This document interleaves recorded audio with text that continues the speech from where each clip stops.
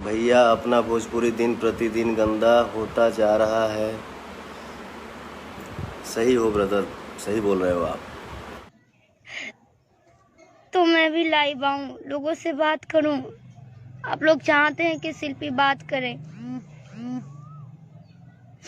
सभी लोग चाहते हैं, हम भी चाहते हैं एक परिवार की तरह आप लोगों से जुड़ी रहूं।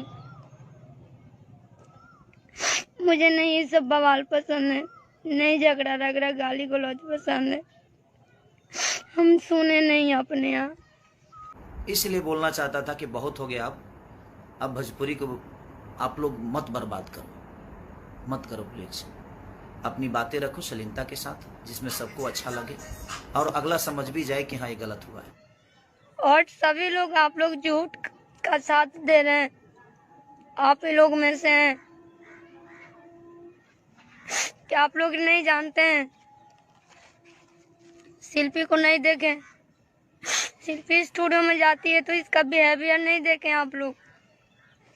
कैसे मेरा बिहेवियर है, कैसे सभी के सामने पेश आती हूँ। तो दोस्तों, हमारे आर्यन राय डिश चैनल पे अगर आप लोग नए हैं तो हमारे आर्यन राय डिश चैनल को सब्सक्राइब करके रखिए न्यू अपडेट पाने के लिए। जैसे कि लोग सुन ही रहे हैं शिल्पी राज की बात।